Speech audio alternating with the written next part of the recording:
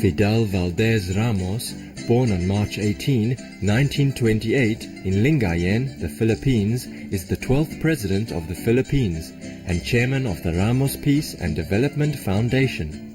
He won a government scholarship to the United States Military Academy at West Point and later studied engineering at the University of Illinois.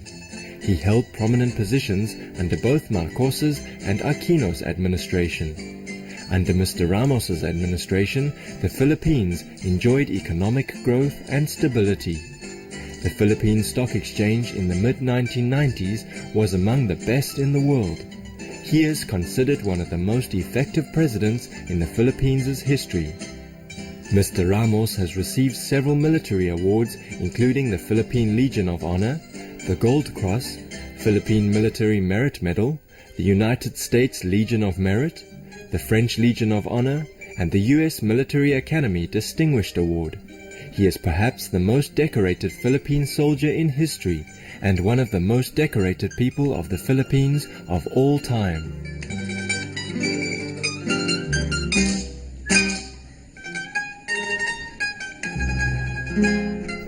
During his time as President of the Philippines, Supreme Master Ching went to the presidential palace, Malacanang, to ask for his assistance on behalf of the Aulaxis, or Vietnamese refugees, who were at that time refused refugee status by other countries, thus would face repatriation. In response, the president issued an order granting permanent residency to some 5,000 Aulaxis or Vietnamese refugees. For this great act of compassion and courage, in February 2007, Supreme Master Ching presented the Shining World Leadership Award to Fidel Ramos, and often spoke of him with respect and tears of gratitude. She said, "He is a great man, kind and loving leader to his people and strangers. On his birthday, he'd spend his wealth and time with the poor." The former president has always expressed his appreciation for Supreme Master Ching as well as his admiration for her own work for peace. In his retirement from public service, which spans over 50 years, Mr. Ramos established the Ramos Foundation for Peace and Development, or RPDEV, in 1999. With the motto of caring, sharing and daring, the foundations extend throughout the Philippines and the larger Asia-Pacific region to empower youth, support sustainable development and poverty alleviation, and develop democratic governance. Up to date, Supreme Master Ching made several donations to support the noble endeavors of his organization.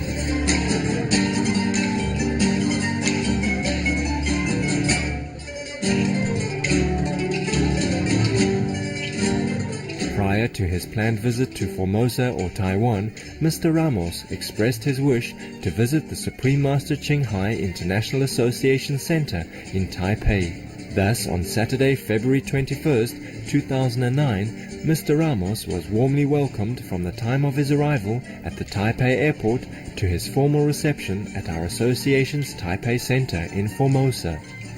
Hundreds of our association members were honored to hail the arrival of this hero of peace and recipient of the Shining World Leadership Award from Supreme Master Ching Although she was not able to receive His Excellency personally, Supreme Master Ching had asked our association members to extend her warmest welcome. Some of the 50 distinguished guests also present from the Philippines and Formosa included MECO Taiwan's Managing Director and Resident Representative Antonio I. Basilio, Chairman of the Clark Economic Zone, Rizalina S. Navarro, Executive Director of Ramos Peace and Development Foundation, Frumencio A. Lagustan, Alison Chow, Secretary of Department of East Asia and Pacific Affairs of the Formosan or Taiwanese Ministry of Foreign Affairs, and Formosa's Director General Carl Min Koo. During his time in Formosa, the former president was asked to participate as a special and most honored guest in the conference entitled Act Now for a More Peaceful and Safer World. Supreme Master Ching also had been invited as the guest of honor to speak at the conference, and His Excellency Mr. Ramos was delighted that she was able to speak with him via video conference to discuss their shared ideals for a more caring, sustainable world. We now invite you to join us for the video conference with Supreme Master Ching Hai and former Philippine President Fidel Ramos. Act Now for a More Peaceful and Safer World, held on February 21st, 2009 in Taipei, Formosa, or Taiwan. Everyone, please give a warm welcome to President Ramos.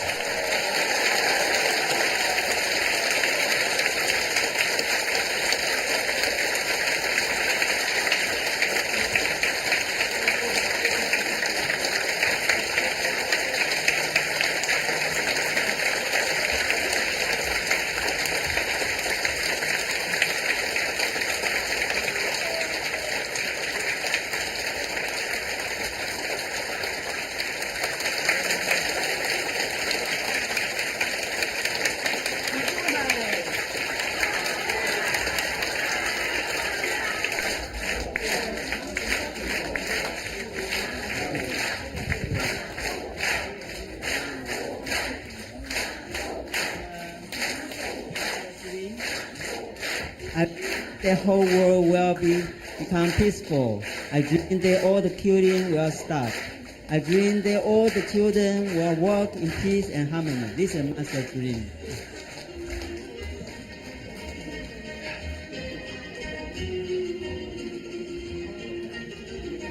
Yeah, like home. Well home.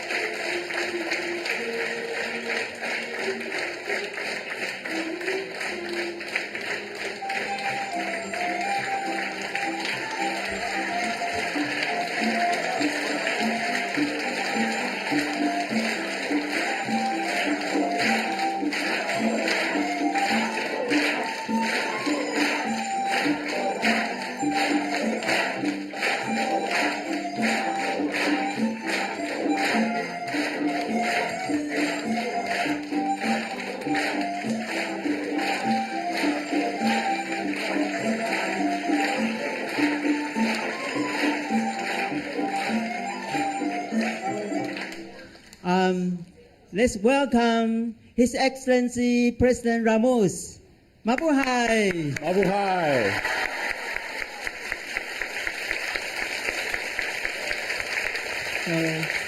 So thank you for coming. Please take a seat. Thank you very much, Dr. Lin, and the members of the foundation, established and led by the Supreme Master Ching Hai. First of all, on behalf of my delegation, Mr. Ambassador Antonio Basilio of the ECO Manila Economic Cultural Office here in Taiwan, former Minister of Trade and Industry, Roy Navarro, and former Vice Minister of Legislative Affairs, Attorney Nick Lagustan, plus 45 others today who came from Manila. Yes. Yeah. From our sincere heart, we welcome all of you to visit our Formosa, Taiwan, and also visit our Ocean Love Taipei Center. Thank you. Thank you, Dr. Lin. May I explain what mabuhay means? One word only, but many sentiments. One word expresses many sentiments, Yes. which are the beloved and cherished values of the Filipino people. Yeah. So great. The meaning is so great. Mabuhay means, hello, how are you? It also means, mabuhay, welcome to my house. Yes. Welcome to my house. You're very welcome. Very welcome.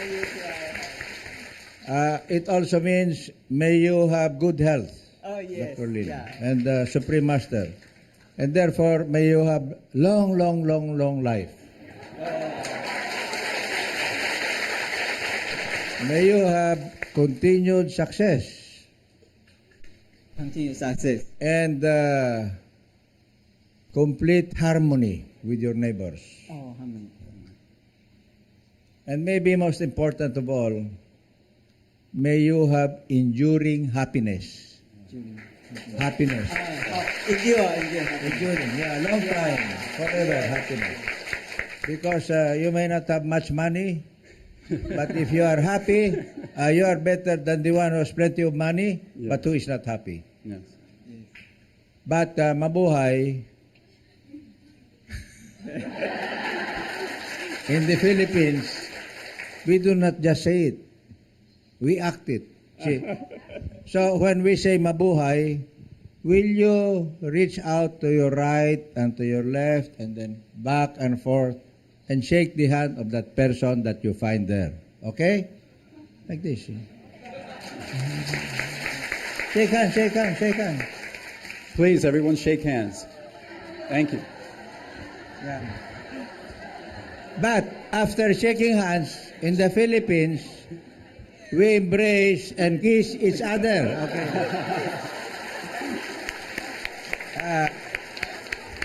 At least 4 times, like this.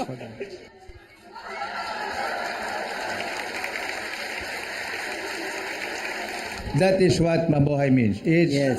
a sign of welcome, friendship, hospitality, generosity, compassion, be kind to the poor, and most of all, international friendship, Yes. peace in the world. Yeah. Yeah. Mabuhay. So great meaning. Thank you for telling us this special meaning of mabuhay. Thank you. Thank you.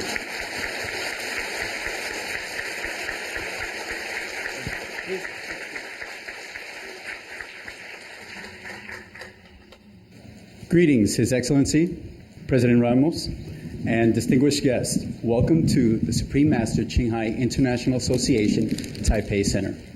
Now, Chairman Lin will make a welcoming speech for our honored guests.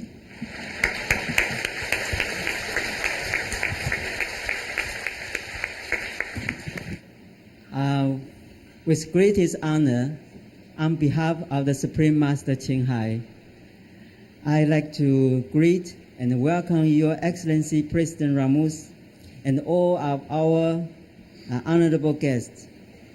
Managing Director and the resident representative of Manila Economic and Cultural Office in Taiwan, Mr. Antonio Basilio. Welcome.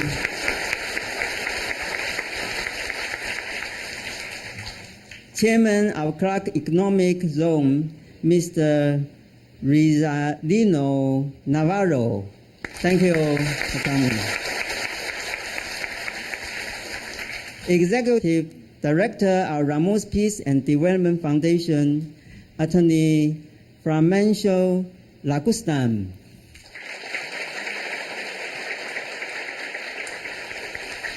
Director General of Nation Central Library, Mr. Kumin.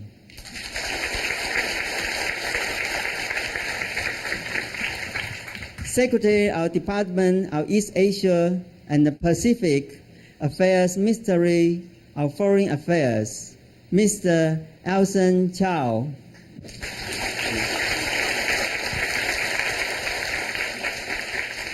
Welcome to Formosa, Taiwan, and welcome to our Love Ocean Taipei Center.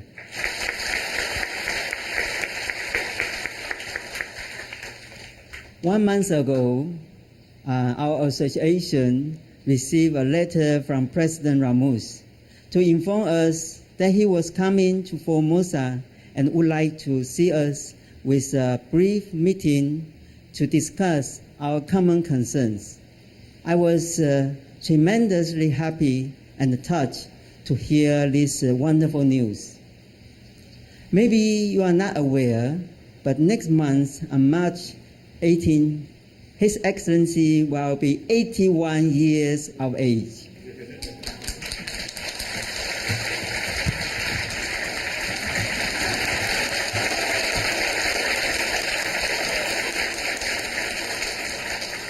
And he is still concerned so much about world peace, people's welfare, and the environment.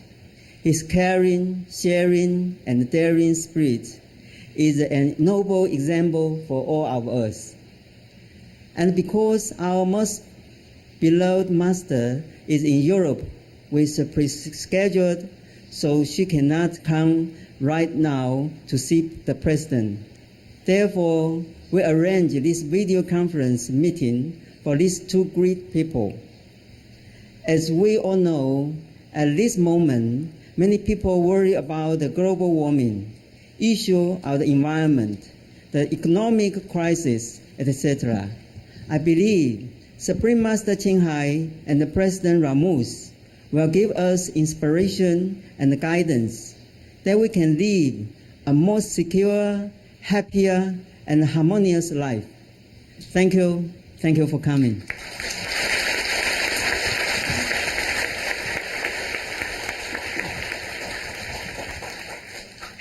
When we learned that the President Ramos was coming to Formosa, our hearts were full of joy.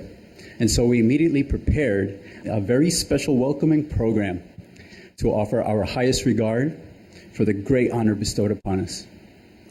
And now, Formosa Band from Ilan Center will play a traditional Chinese music entitled Tea Leaves Harvest Season of Deer Valley Hill.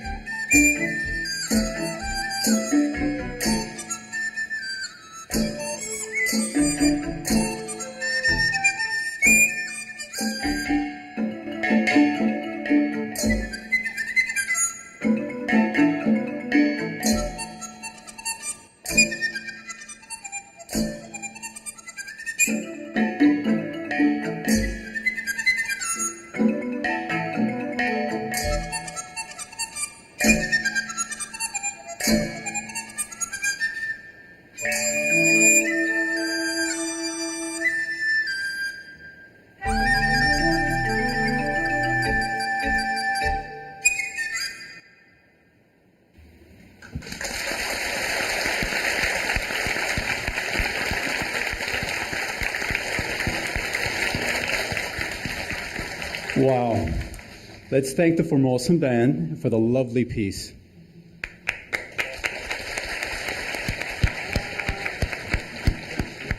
It's amazing how music has the ability to enchant and transport us to another world. That piece, the Dongdeng Tea of Deer Valley, is famous around the world. This music describes the village of girls happily singing a song while picking leaves during the harvest season. The whole melody is full of a delightful atmosphere. Now, among many of the outstanding world leaders, Mr. Ramos is one of the presidents who were honored with the Shining World Leadership Award from Supreme Master Ching Hai. Now, I'd like to invite you to watch the following DVD to appreciate a great moment of this great man.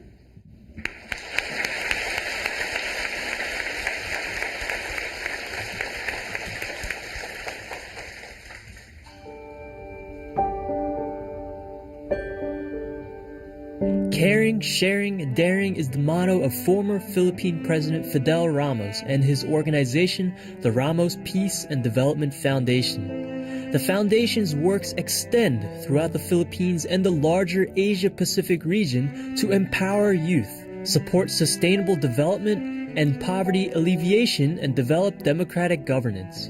Recently, Supreme Master Ching Hai made a $30,000 donation to the organization. In the Philippines, this amount is equivalent to $418,000 in the United States based on the local cost of living. Even a decade after the conclusion of his presidency, Mr. Fidel Ramos continues with active contributions to the constructive development of his fellow Philippine citizens through the numerous organizations he leads, advises, and participates in. During his time as President of the Philippines, Supreme Master Ching Hai went to the Presidential Palace Malacañang to ask for his assistance on behalf of the Olaxese or Vietnamese refugees, who were at the time refused refugee status by other countries, thus would face repatriation. In response, the President issued an order granting permanent residency to some 5,000 Olaxese or Vietnamese refugees. For this great act of compassion and courage, in February 2007, Supreme Master Ching Hai presented the Shining World Leadership Award to Fidel Ramos and often spoke of him with respect and tears of gratitude. She said, "He is a great man, kind and loving leader to his people and strangers. On his birthday, he'd spend his wealth and time with the poor." The former president has always expressed his appreciation for Supreme Master Ching Hai, as well as his admiration for her own work for peace. Upon receiving the donation, Mr. Ramos, now chairman of the Ramos Peace and Development Foundation, wrote the following message of gratitude. Dear Supreme Master Ching Hai, on behalf of the Board of Trustees and members of the Ramos Peace and Development Foundation, or RPDEV, allow me to extend our appreciation for your donation of $30,000. Your support to the foundation truly reflects your commitment to empowering the Filipino people, especially the youth, as we aspire towards a world-class Philippines. Your caring, sharing, and daring inspires us to work harder as RPDEV continues to contribute its modest efforts to enduring peace and sustainable development for the Asia-Pacific region. Mabuhay! Best wishes, Fidel Ramos. Our respectful accolades, Your Excellency, for your dedication to the interests and empowerment of citizens in the Philippines and beyond. We thank Supreme Master Ching Hai for her many thoughtful contributions to promote greater peace and well-being among the world's people. Wishing the best for all noble endeavors that benefit fellow humans, we pray for the realization of a more heaven-like earth.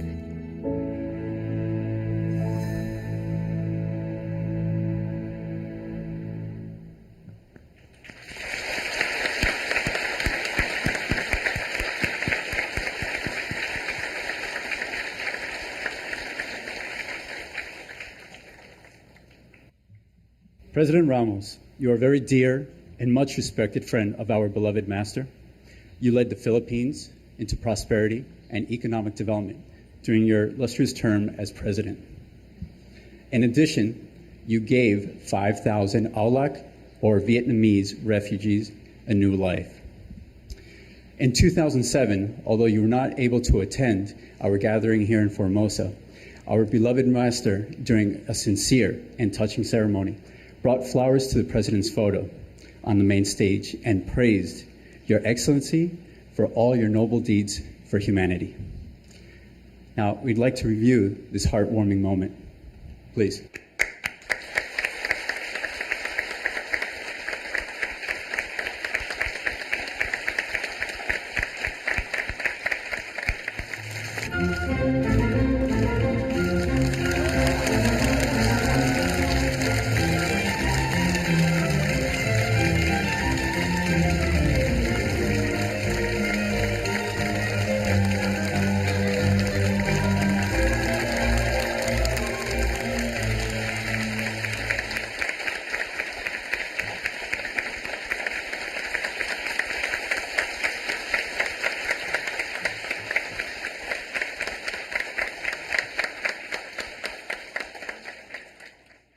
Today, we also wish to humbly show our deepest appreciation and respects, starting with a flower offering.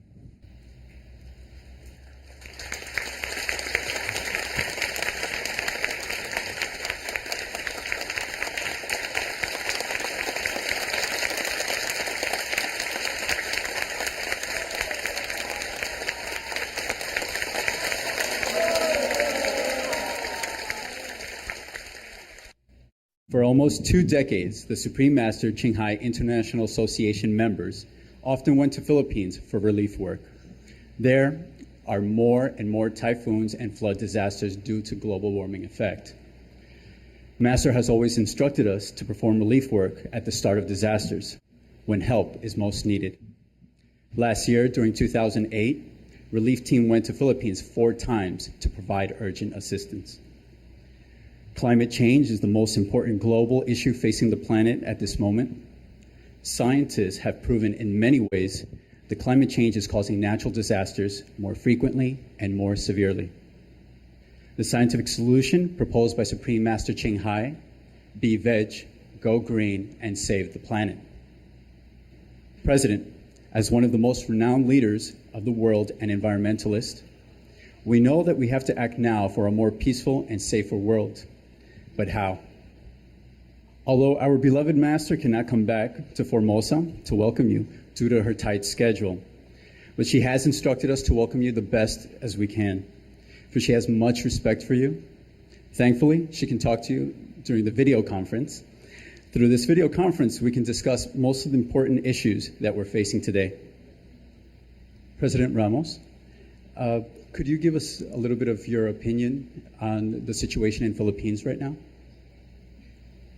regarding climate change and climate change refugees? Thank you very much.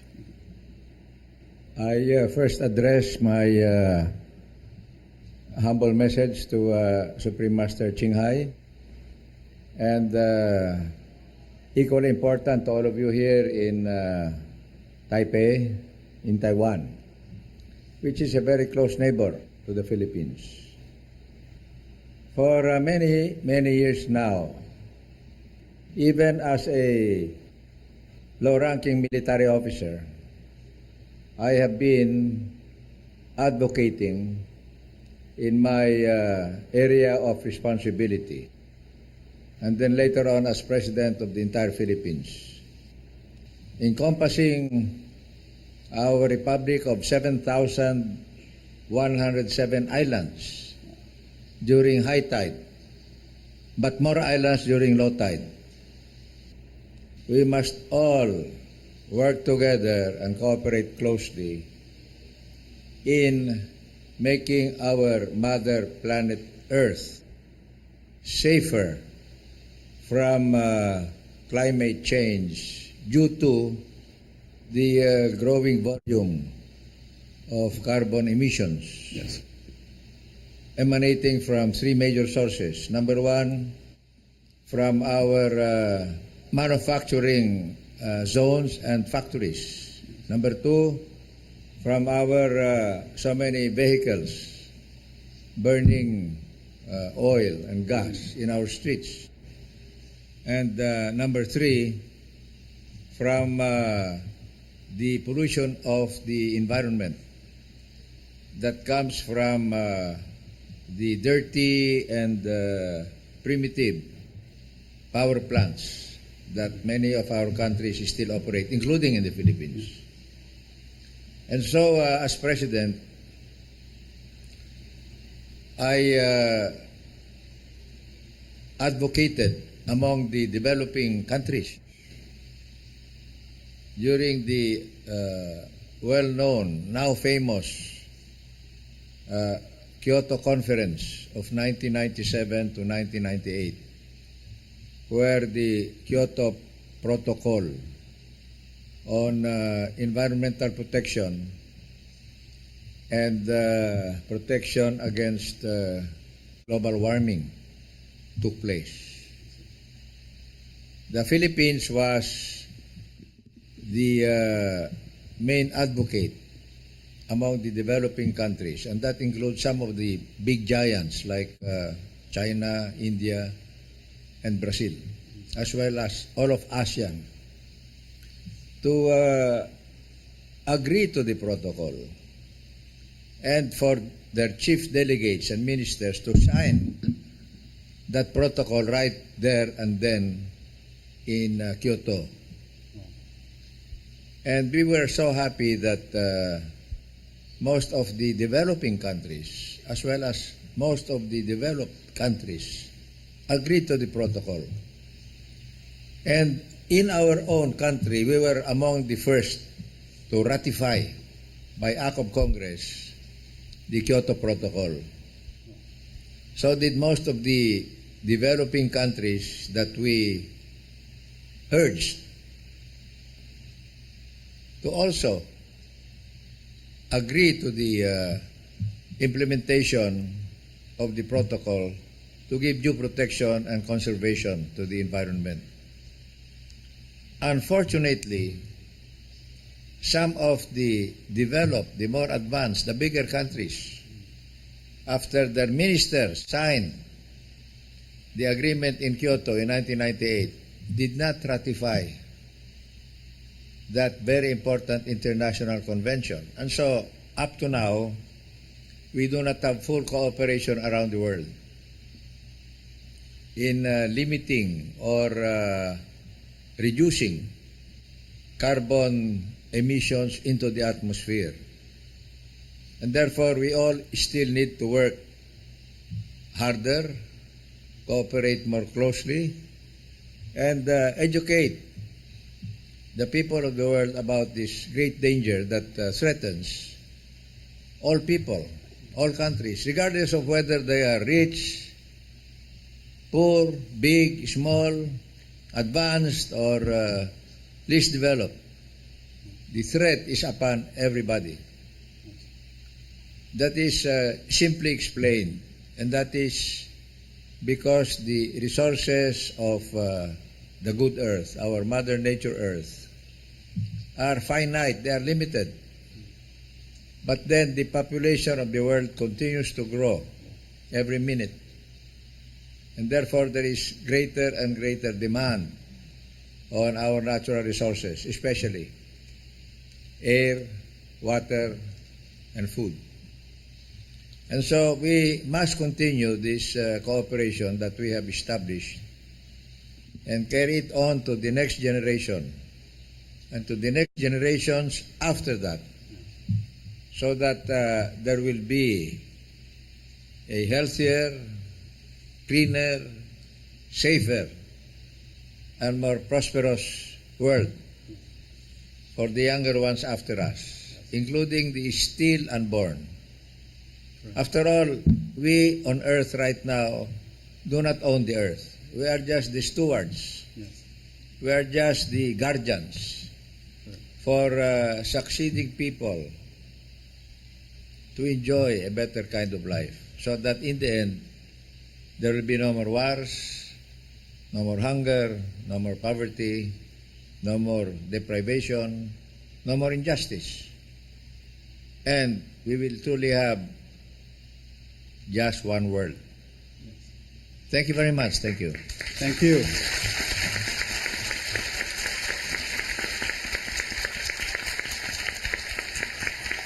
Thank you very much to share with us right now what's occurring in the Philippines, and to understand that we are all connected. We are all part of the same planet, the one home, as you mentioned.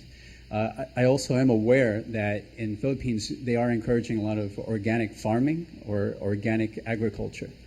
And you would agree that it starts at an individual level. The whole process of working together, the responsibility would start at an individual level. That is correct. In fact, the responsibility of each individual, and that means you, and you, and you, and everybody behind me, it starts at the dinner table.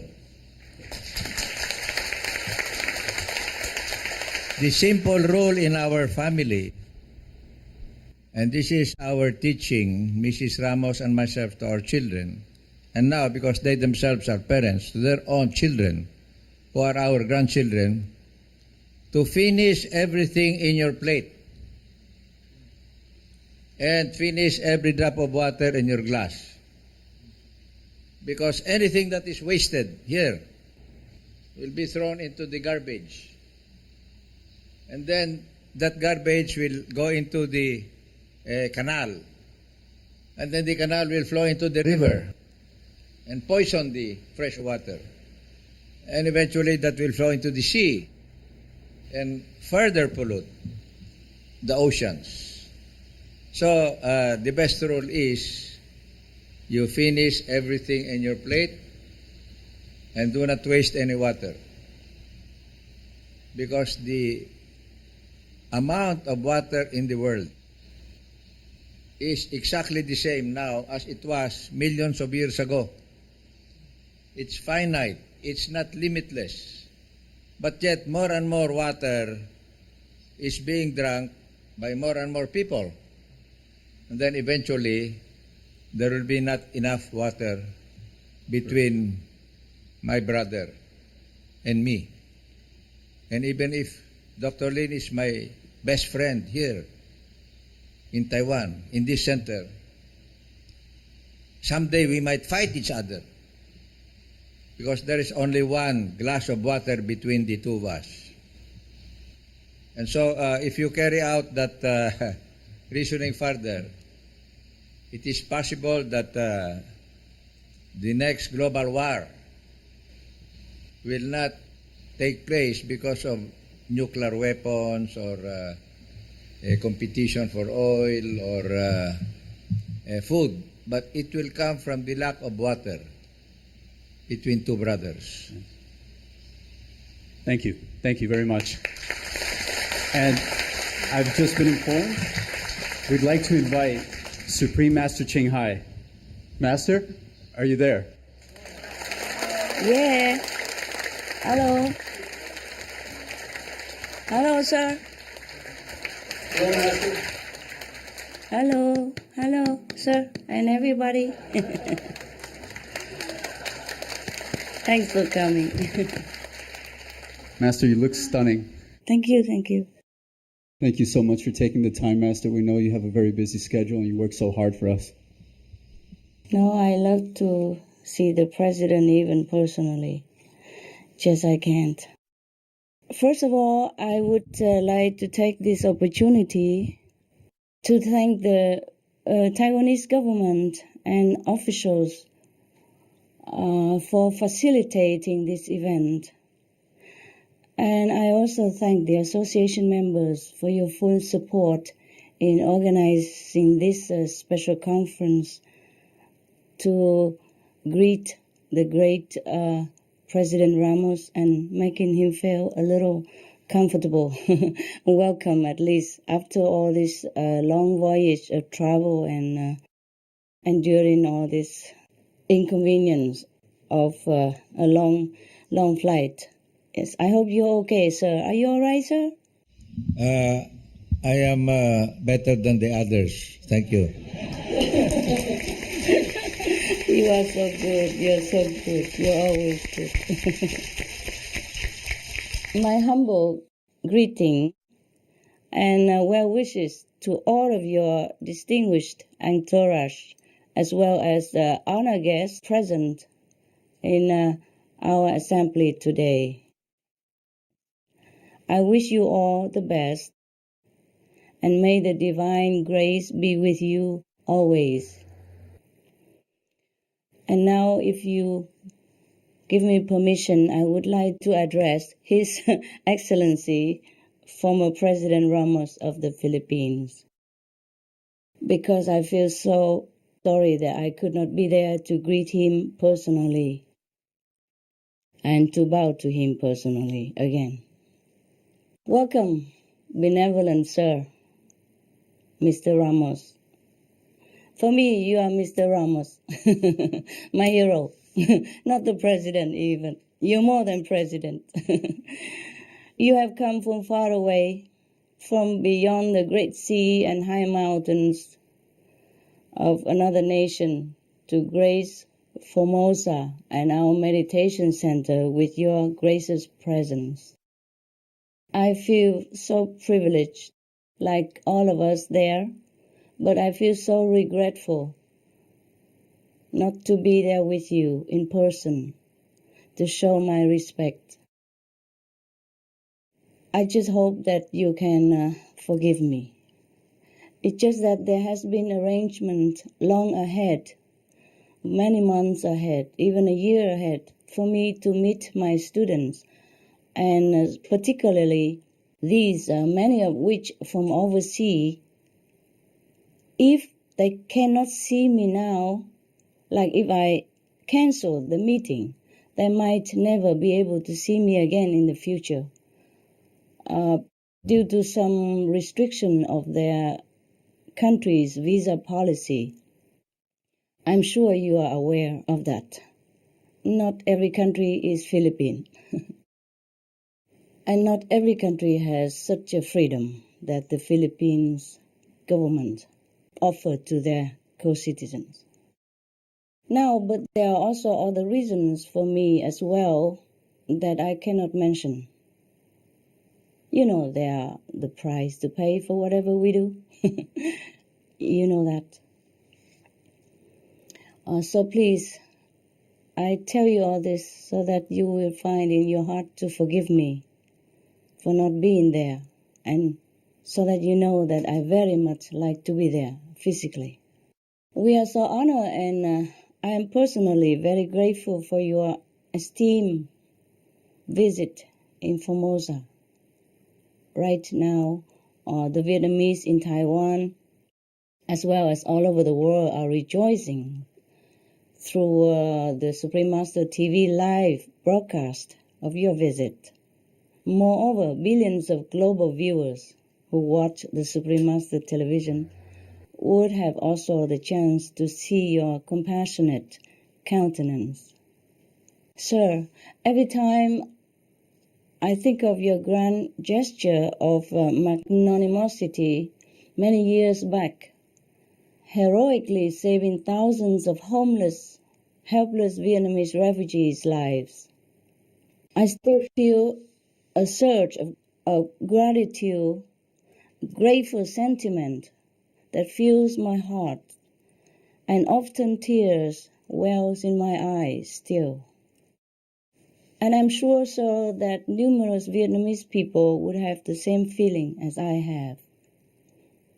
We are forever in debt to your fatherly kindness. As the Bible stated, I will make you the father of many nations. You are the beacon of that godly promise, which goes beyond any border and human's limit. I have not enough words to express my emotion and gratefulness to you. I pray God to protect you. May your stay in Formosa be pleasant and successful in your noble endeavor to bridge nations and people in building a sustainable, better, loving, and peaceful world. And may heaven watch over you, sir, and light your way for more goodwill missions to come. And may the relation between Formosa and the Philippines flourish in mutual respect and lasting friendship. Thank you again for your visit. We love you. Mabuhay.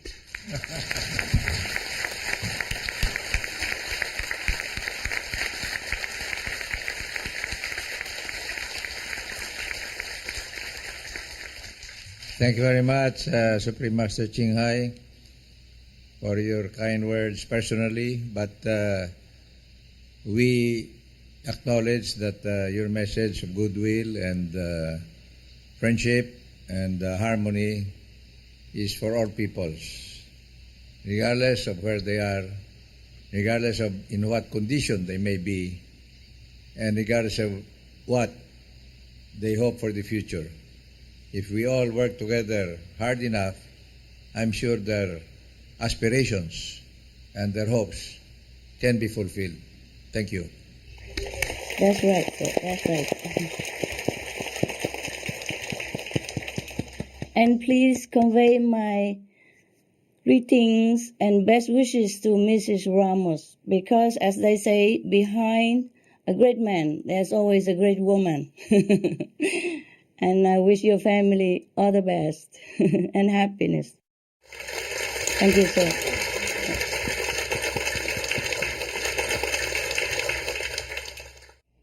President Ramos and honored guests have come to Formosa to grace Taipei Center. We have just shown our distinguished guests some of your celestial art creations. Master, in the past, people have strived to help political refugees, but now the focus turns on climate refugees. Master, in this critical time, how can we have a more peaceful and safer world? Could you and the President, Ramos, give us some suggestions on how we can act now to mitigate climate change and to save our planet? Here we have two questions for President Ramos and Master. First question. Global climate anomalies show the influence from climate change in our world. According to the latest research, there are 2,000 islands at risk of being submerged. There are 25 million people uprooted in 2007 alone as climate refugees. What's your solution to the international crisis facing climate refugees? Please, Yes. please. Sir. Beauty before age first. Well, I'm not sure who's older than whom. I have never asked your age, sir, so I'm not sure.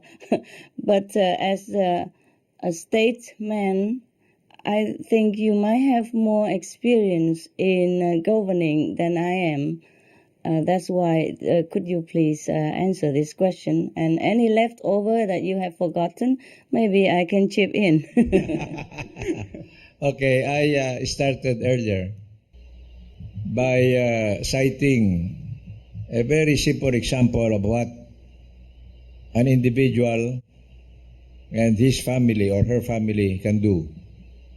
And that begins with wise and a sharing kind of consumption. Let us not waste anything in our households. Let us save for those that do not have as much as we have. And let us also spread the word about our common responsibility to our respective communities, our respective nations, and to the world at large. But let us accept that the fight against global warming, which leads to climate change, begins with the individual person and his or her family.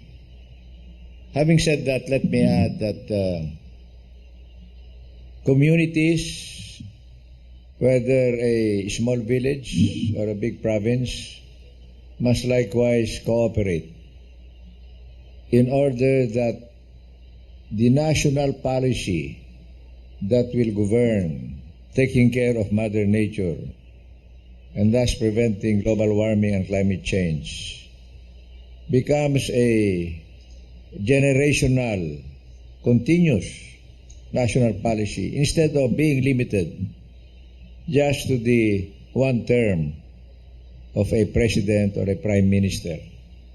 And then after that, there is a new successor and the policy is reversed or overturned. That will not solve our global problem of climate change. The entire community of nations, beyond that, must learn to cooperate more closely because it is a threat to everyone's better future. Even if right now they may be very affluent, they may be very advanced, they may be even very self-sufficient. But in the end, Mother Nature will punish everyone unless now, today, we take responsibility for performing our duty to the world and to ourselves by protecting the environment. Overall, we need to network more and more at the level of governments and nations. But likewise, because this is still a very loose or uneven or unorganized kind of collaboration, the non-government organizations around the world, including the Supreme Master Ching Hai Foundation and our own Ramos Peace and Development Foundation, plus thousands of others around the world, must close ranks and really apply pressure on those governments, big or small, that do not yet fully cooperate with the global protocol or convention or agreement on the prevention of global warming and therefore the prevention of climate change. The NGOs like us must collaborate even more closely than we have done before.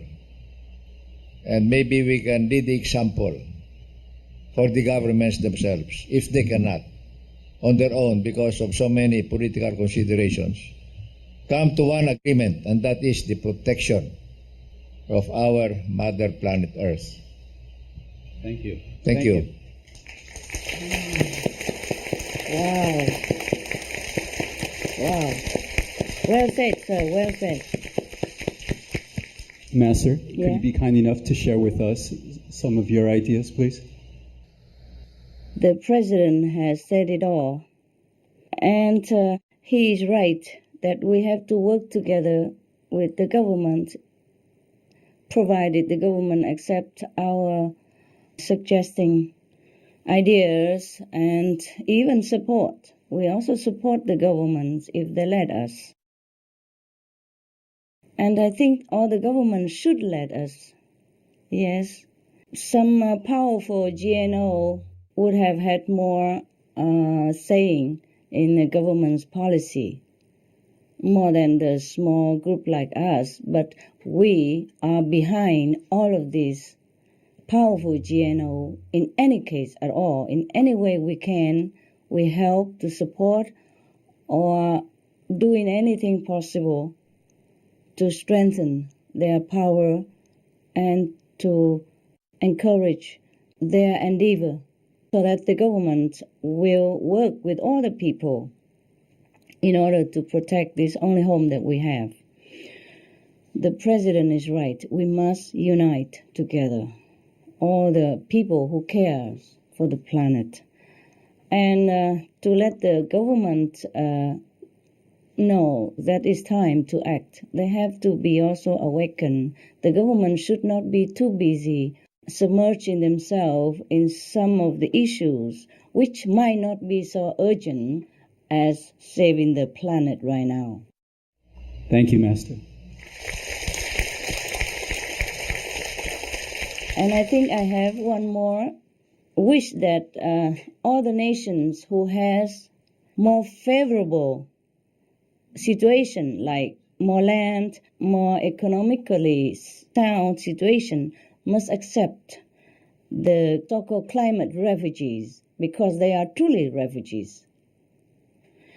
Without any excuse, without any delay, all the big country, the able country, should help to settle them in their country, to support, to protect, and to afford them any possible means to make their new home or the nation within that nation. Only doing that, we will truly show the spirit of brotherhood. We truly can proclaim that we are the light bearer of God. Any nation who has faith in God at all must help the weaker brothers and sisters. Especially, we are all responsible for global warming, including myself. Especially, we are all responsible for global warming, which caused their present predicament in any case, in the first place, which caused them to lose their home. So any able countries, please, we must help them, and quick. We must give them land, we must give them economic support and all the moral support and anything at all to make them feel safe and at home again in the new territory. Thank you so much in advance. And thank you, sir. Thank you, Master.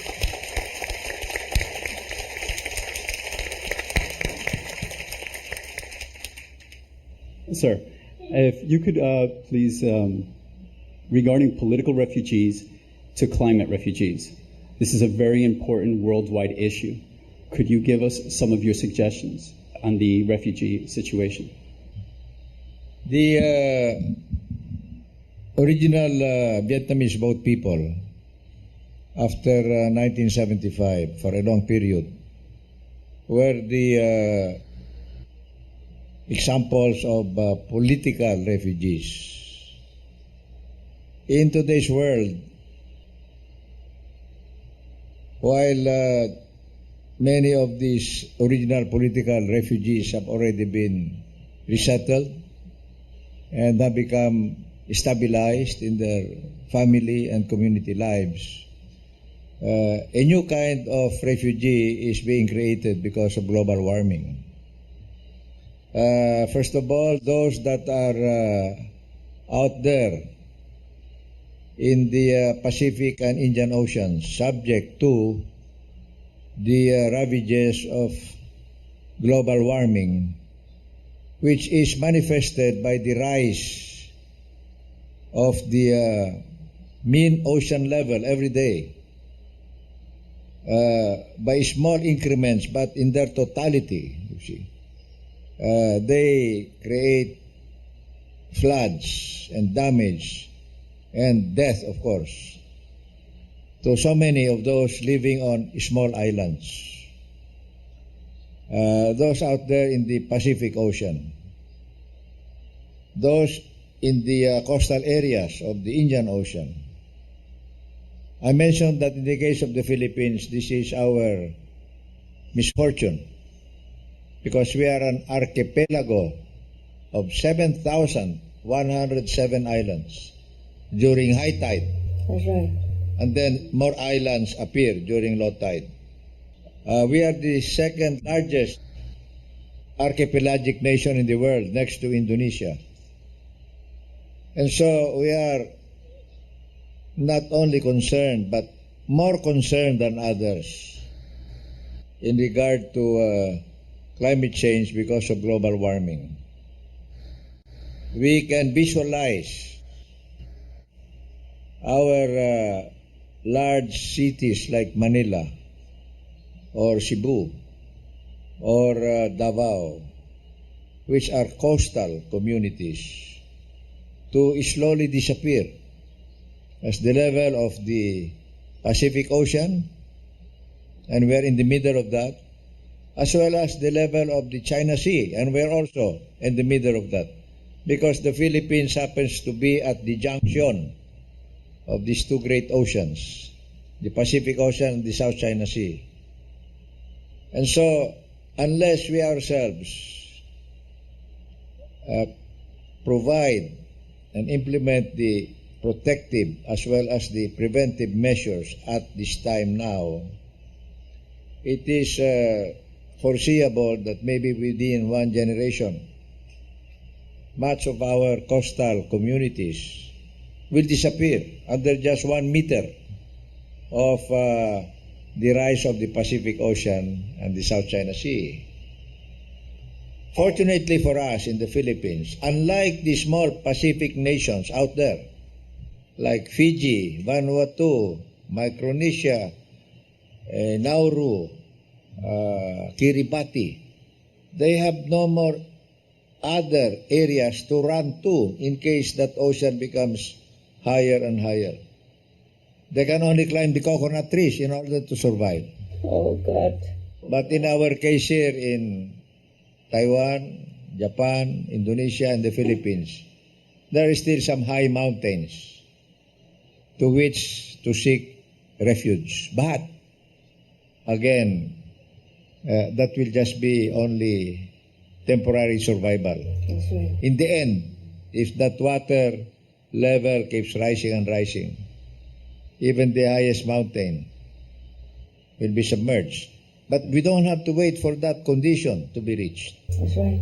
Because as I said, as the space becomes smaller and smaller, the food becomes less and less, and very soon there's only one glass of water remaining near the top of the mountain between my brother, this guy here on my right, who is always smiling, and myself. But we do not want that to happen. We don't want to reach that point, because right now we can still do something about it if we collaborate more closely as governments and more closely as non-government organizations or NGOs. And for governments and NGOs within nations to collaborate even more closely than they're doing now. Thank you.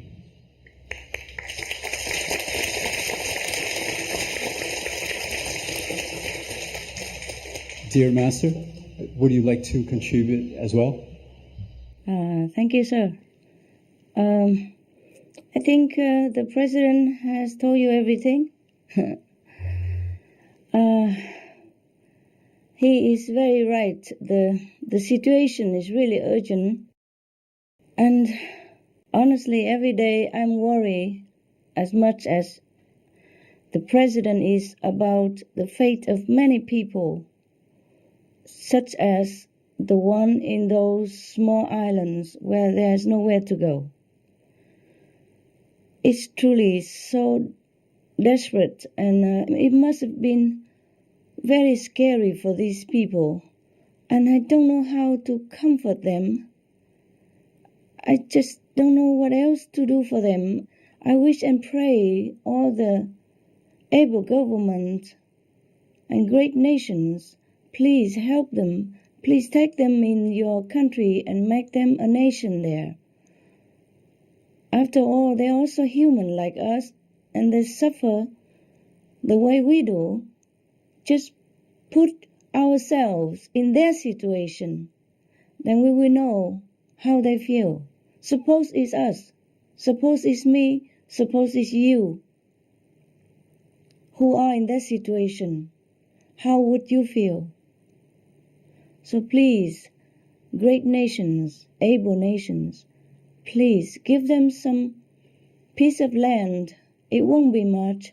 They are able people. They are dignified people. And suddenly they have become hopeless and beggars.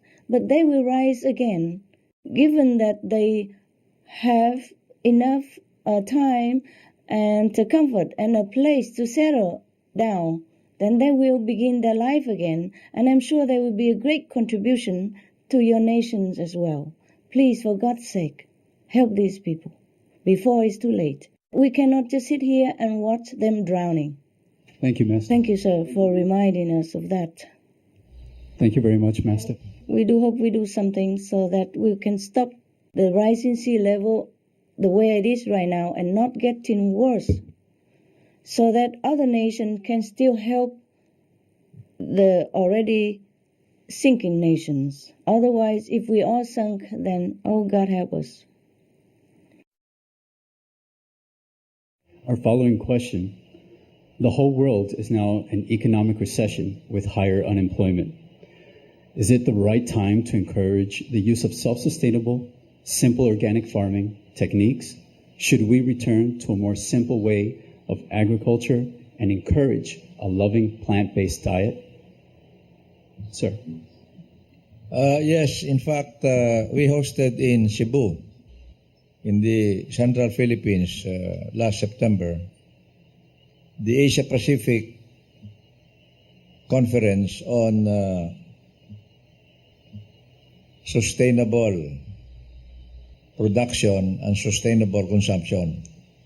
We were not talking about long-term development as we pursue under the umbrella of the United Nations, pursuant to the UN's Earth Agenda 21, Agenda for the 21st Century. But we discussed very short-term measures in Cebu that have to do with producing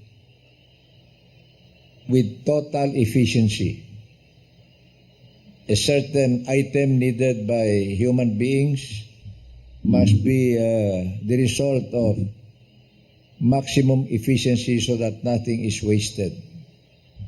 At the same time, we must also change our patterns of consumption.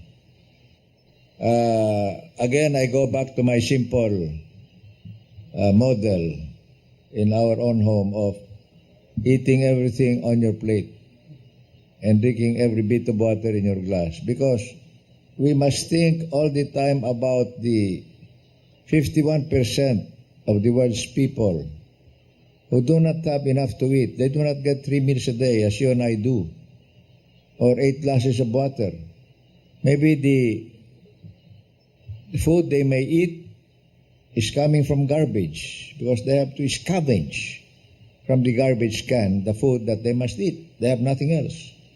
And maybe the water they're drinking is dirty water, just, drawn or picked up from the nearby river, which is already so polluted. So this is the condition of a majority of the world today. The UN says that more than half of the world's people are earning the equivalent of $1 a day. That's what? 47 Philippine pesos, or 34 New Taiwan dollars. It's so small as an average. And therefore, it's our responsibility who are more comfortable. And this is said in the Bible and also in the Quran and in the holy book of the Jewish nations, that it is our responsibility to prosper our neighbors if they are needy, Right. if they are in want, if they are poor, if they are suffering, if they are deprived, if they are disadvantaged.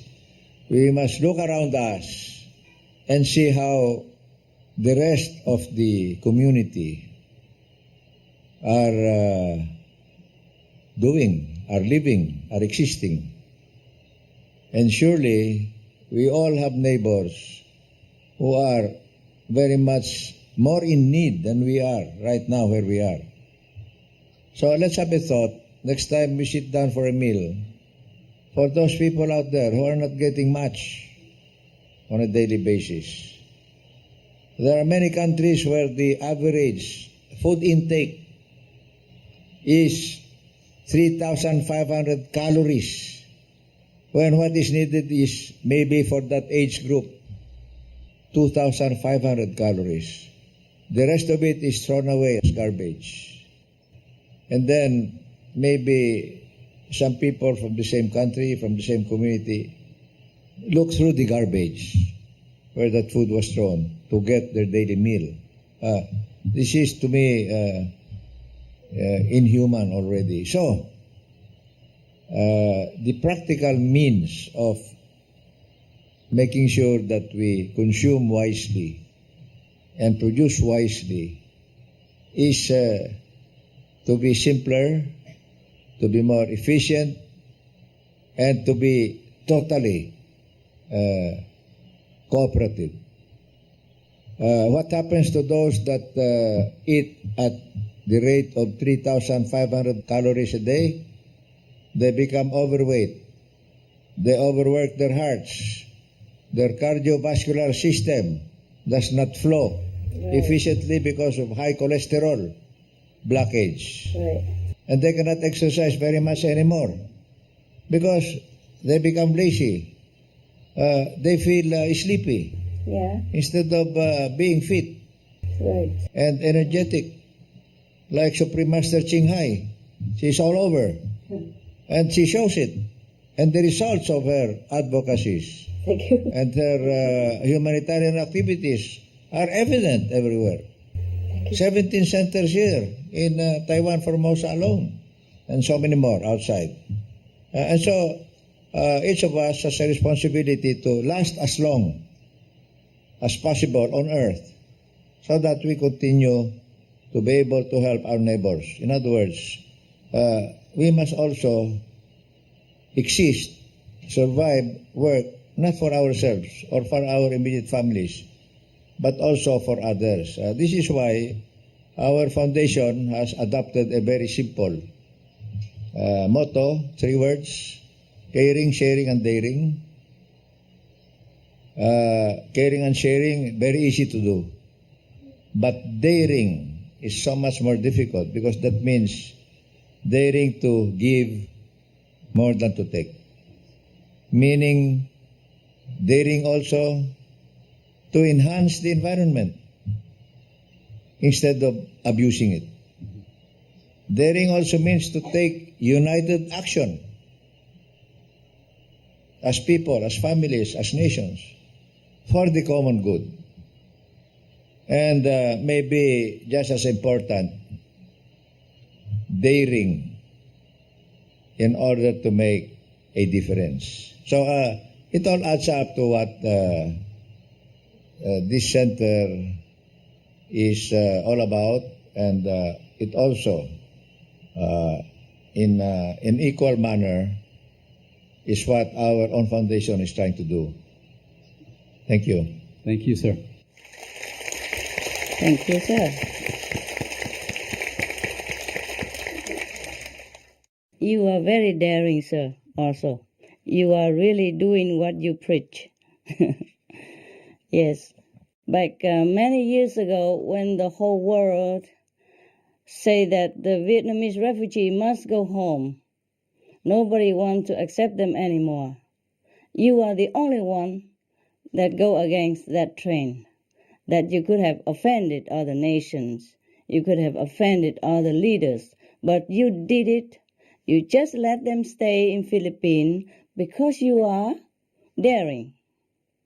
And you are the man of your word. And that's why we respect you so much. It's easy to say, not easy to do. You are the doer. And we are so honored to know you in this lifetime. You are a very good example of a true man. Thank you for being with us on this planet.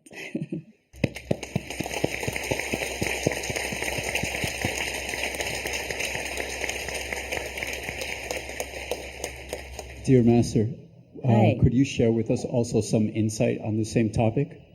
I will just chip in. Thank you. I will just pick up what the leftover maybe, or emphasize what the president has already said.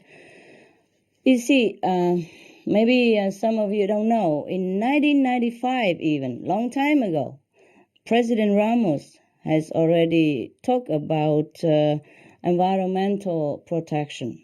I'm sure he has done way before that, but as he wasn't a president, maybe his voice wasn't all that publicized. But in 1995, I remember there was a conference on population, environment, and peace.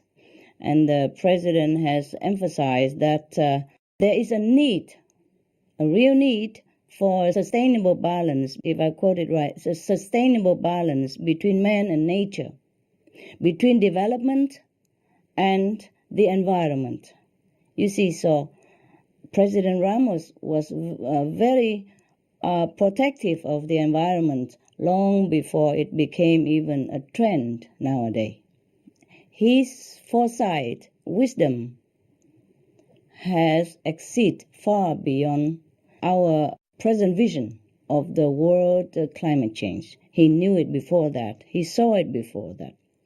So I think organic farming would satisfy this need that the president has mentioned back in even 1995, before we even make this global warming into a so-called fashionable trend.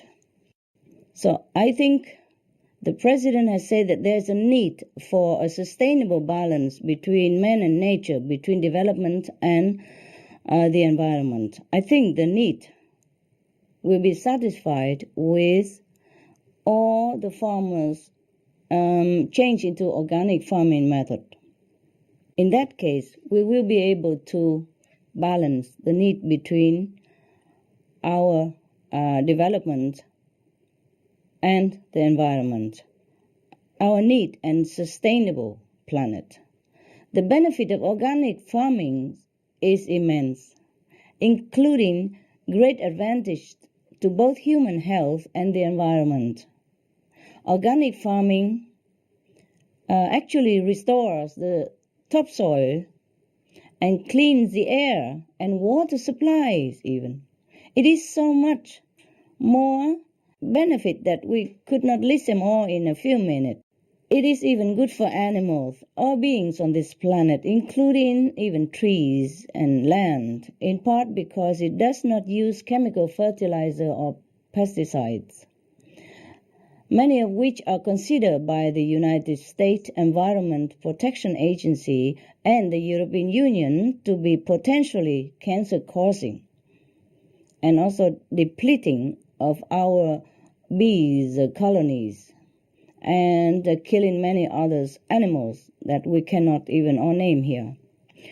One of the U.S. studies indicate that if the United States 8 million acres of produce farms went organic, then the risk of consuming dietary pesticides would be reduced by 97%.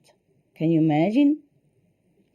Chemical fertilizer and pesticide runoff is also known to contribute to the ocean dead zones.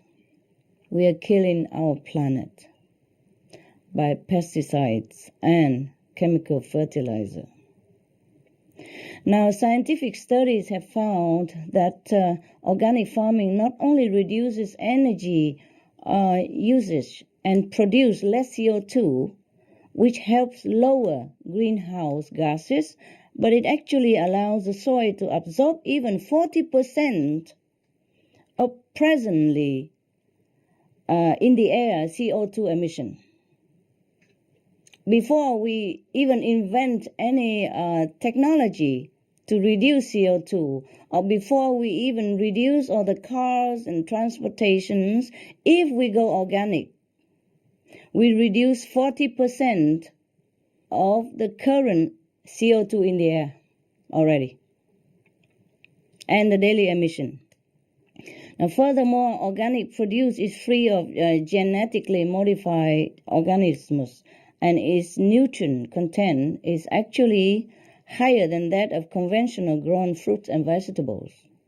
It is for these reasons that we in our group use as much organic produce as much as possible. First, to encourage the organic farming to develop and progress and prosper more into a better trend for everyone to enjoy. Second, of course, is for our planet. And third, for our health and all that on this planet. I wish that all the governments in the world would encourage organic farming to save our world. Give them subsidies. Give them all the facilitated means in order for the farmer to continue the organic farming method, because it's not only helping them, it's helping the planet and all the people. I'm sure if the government support organic farming, it will be a trend in no time. If the government lead the way with the message that it is how to be green and how to protect the planet, then the farmers would be happy to grow more vegan food. To spread the practice of organic farming would help in so many ways. The benefit of organic farming for human livelihood, for human health, and for animals' health, natural resources, and protection of our planet, all these benefits we cannot even underestimate. We cannot even estimate all in here. Organic farming not only help to protect the planet, it will even help to eliminate hunger. So I just suggest vegan organic or organic vegan if you don't like. Thank you very much, sir, for your good answer and for inspiring me for the further ideas of the questions. Thank you, Master.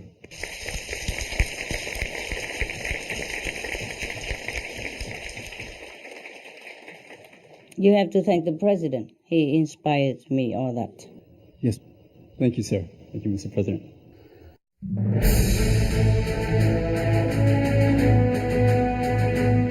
European Parliament supports reducing meat to lower greenhouse gases. Call vote. Vote is now open. Reduce your meat consumption or stop eating meat totally. During discussions on greenhouse gas reduction goals, the Climate Committee of the European Parliament officially recognized livestock's contribution to global warming and recommended a reduction of subsidies to the livestock industry to curb methane.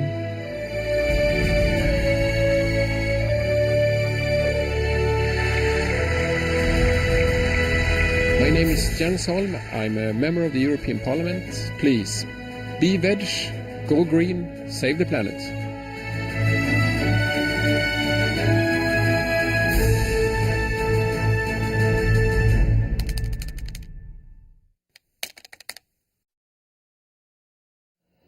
Master, regarding the organic farming in combination with a simple life, could you tell us more of that?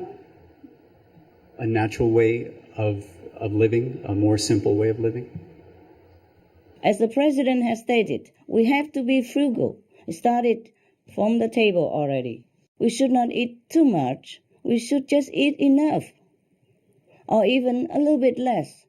So that, number one, okay, physically and practically speaking, we can last longer. The more we eat, the less we will have, and other people will be hungry. And spiritually speaking, we should not eat too full. Even with vegetarian food, 80% full is enough, so that God's light and wisdom can be also filling our being with a better understanding about what to do with ourselves and how to help others and how to live a true humane life while we are on this planet.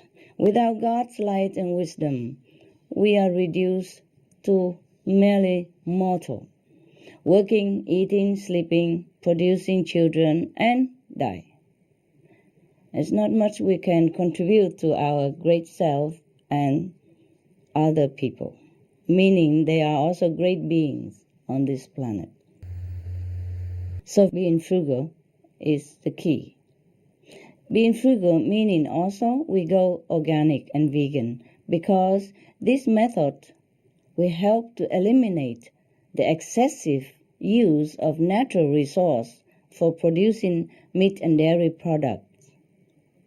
And in that case, we will have enough to feed everybody. And also reduce the CO2, reduce methane, reduce all the toxic gas, even hydrogen sulfide. You know, the one that if you inhale it, when it's too condensed, you will die immediately. That is produced also by animal raising livestock and methane also. If we reduce the livestock raising, then we can reduce all the toxic gases that is lingering in our air right now. And if we go organic vegan, then everything will be back to normal before and even better. The weather will become better. Not only the ice stop melting, the toxic gas will be reduced, hunger will be eliminated, war will be done with, but also our planet will revive itself and will become even better than now, more lustful, more plentiful, more abundant for all to enjoy in clean air, peace, love, good health, and long life. Thank you so much. Hydrogen sulfide, yes, that is one of the toxic gases, deadly gases, which emitted from livestock. Yes. Another is methane. Another is, of course, CO2. And the methane can even trigger more CO2 if it warms the climate. Thank you so much. We can talk forever about this. But as the president said, we have to be frugal in all means. Frugal, yeah? Saving everything we can. And the best way, the quickest, is to be organic vegan. So encourage organic farming, be vegan. My humble opinion, and after all the research. Thank you so much. Thank you, Master. Thank you for this inspiring speech.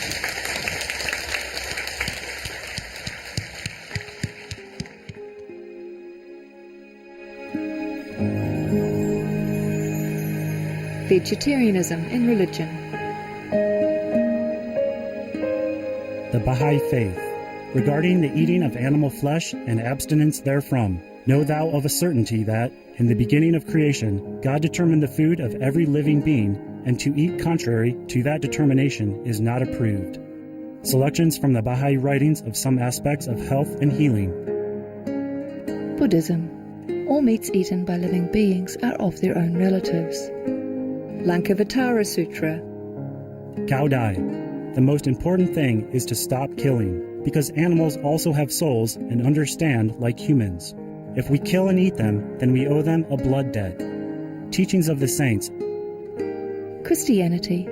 Meats for the belly, and the belly for meats, but God shall destroy both it and them. Holy Bible.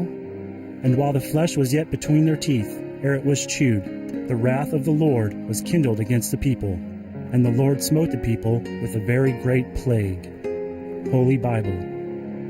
Confucianism. All men have a mind which cannot bear to see the sufferings of others.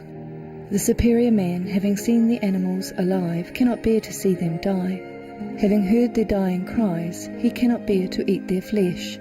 Mencius. Essenes. I am come to end the sacrifices and feasts of blood, and if ye cease not offering and eating of flesh and blood, the wrath of God shall not cease from you. Gospel of the Holy 12. Hinduism. Since you cannot bring killed animals back to life, you are responsible for killing them. Therefore you are going to hell. There is no way for your deliverance. Adilila. He who desires to augment his own flesh by eating the flesh of other creatures lives in misery in whatever species he may take his birth. Mahabharata anew. Islam. Allah will not give mercy to anyone except those who give mercy to other creatures.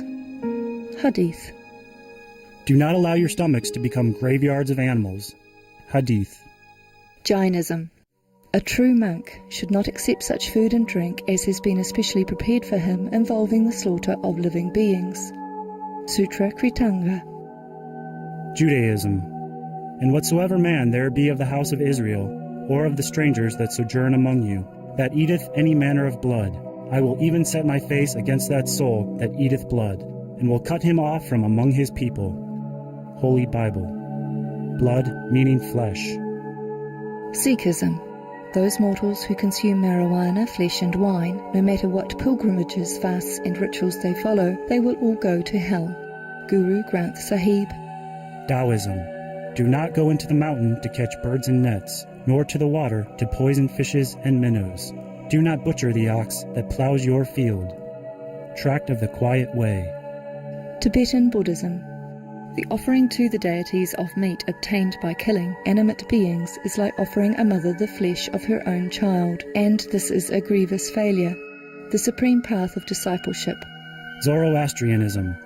Those plants I, Ahura Mazda, or God, rain down upon the earth to bring food to the faithful and fodder to the beneficent cow. Avesta. Everybody knows that vegetarian diet is good for health and to save the planet.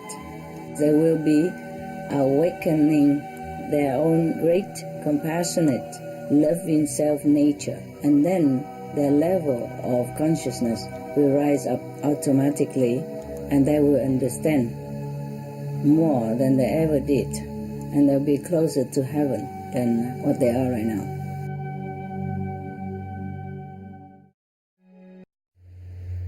Thank you, sir. He inspires me, the president. I think he inspires us all. Yes, I'm so happy he came to Taiwan. My God, he honors us so much. And even come to our humble meditation center. I'm sorry I haven't got even a better place for you, sir. This is all we got. I mean, in some other cities, we have also a meditation center. And in Europe, we have some 1 or 2 meditation center with about 20 rooms or something like that. And I could even afford a couple of rooms or all the rooms for you and your entourage. But in Taipei, I didn't even really have a very good center yet. I'm sorry that we have not treated you like God, the way you deserve.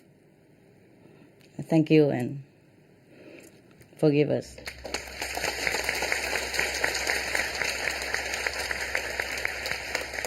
Yes, you inspire us all with your heroic spirit. Please do live long with us.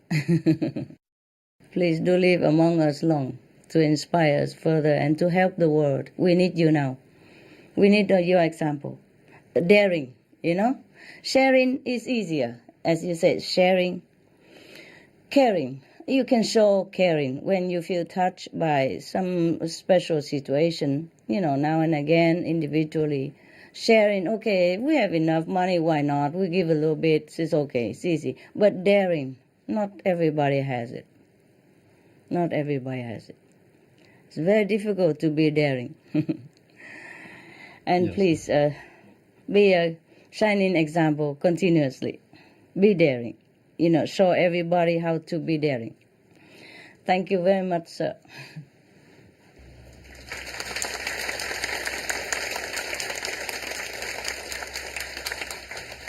Due to the President's tight schedule, we only had these 2 questions for the video conference, so we do apologize for that. Thank you, President Ramos.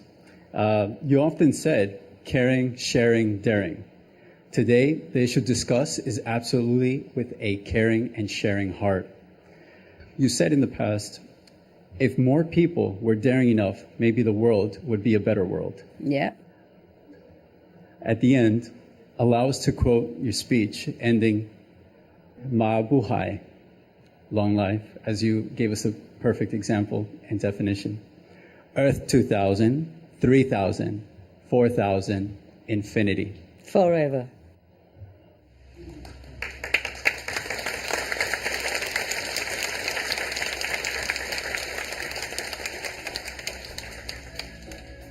Let us please give a big round of applause to thank His Excellency and all the distinguished guests.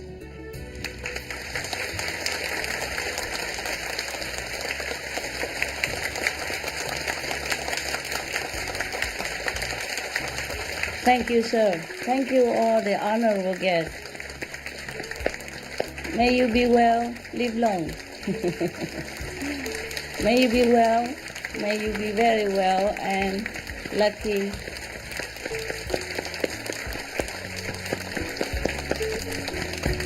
Thank you for coming to Taiwan.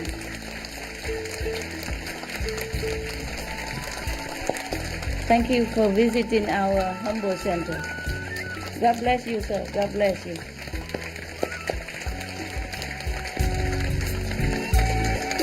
God bless you, sir. God bless you.